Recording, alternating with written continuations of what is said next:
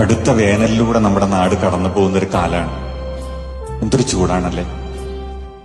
ഈ ചൂടത്ത് എല്ലാ ചെടികളും പൂക്കളും കണ്ണടയ്ക്കുമ്പോൾ ഒരു ചെടി മാത്രം കാര്യമായിട്ട് വിടർന്നു നിൽക്കുന്നുണ്ട്.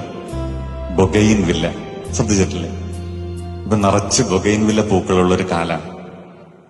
ഈ ബൊഗെയിൻവില്ല ചെടിക്കൊരു ചരിത്രമുണ്ട്.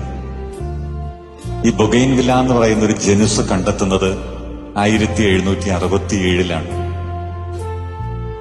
ഫിലിബർട്ട് കൊമിക്കോ എന്ന് പറയുന്ന ഒരു ഫ്രഞ്ച് ബോട്ടണിസ്റ്റ് ആണ് ഇത് കണ്ടെത്തുന്നത്, ബ്രസീലിലെ റിയോ ഡി ജനീറോയിൽ. ഈ മനുഷ്യൻ ഇത് കണ്ടെത്തിയിട്ട് അതിനിട്ട പേര് ബൊഗെയിൻവില്ല എന്നാണ്. അതെന്താണ് അങ്ങനെ പേരിടാൻ കാരണം? അത് അങ്ങേരുടെ സുഹൃത്തിന്റെ പേരാണ്. ലൂയി ദെ ബൊഗെയിൻവില്ല എന്നായിരുന്നു കൂട്ടുകാരന്റെ പേര്.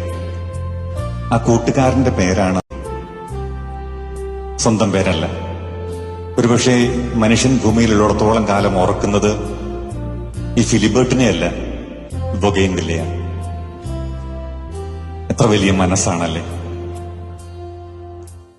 തന്റെ പേര് അനശ്വരമാകാൻ കാരണമാകുന്ന ഒരു കണ്ടുപിടുത്തത്തിന് തന്റെ സുഹൃത്തിന്റെ പേരിട്ട് കൊടുത്തിട്ട് അവന്റെ നാമം അനശ്വരമാകട്ടെ എന്ന് ചിന്തിക്കുന്ന ഒരു മനുഷ്യന്റെ മനസ്സ്. അതാണ് ബൊഗെയിൻവില്ല എന്ന് പറഞ്ഞ് നമ്മൾ ഇന്ന് കാണുന്ന ആ പൂക്കള്, ആ ചെടി. ഈ ചെടി നമ്മോട് പറയുന്നൊരു കാര്യമുണ്ട്.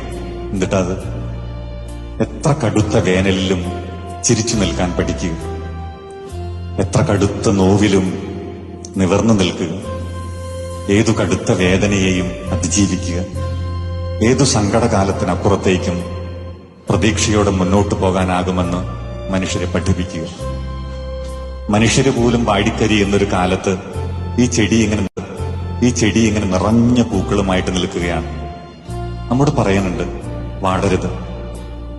ജീവിതത്തിന്റെ പ്രാരാബ്ധങ്ങളിൽ, സഹനങ്ങളിൽ, പരീക്ഷണങ്ങളിൽ, സങ്കടങ്ങളിൽ, വേവുകളിൽ, നോവുകളിൽ വാടരുത്. ജീവിതത്തെ നേരിടണം, പുഷ്പിക്കണം, ചിരിക്കണം, നിവർന്നു നിൽക്കണം. നിറഞ്ഞ പുഞ്ചിരിയോടെ ഈ കനത്ത കാലത്തെ നേരിടണം. അപ്പോഴാണ് നമ്മുടെ ജീവിതത്തിന് കുറെ കൂടി മധുരമുണ്ടാവുക. നമ്മുടെയൊക്കെ ജീവിതങ്ങൾ സർവ്വസുഗന്ധികളെ പോലെയാവുക.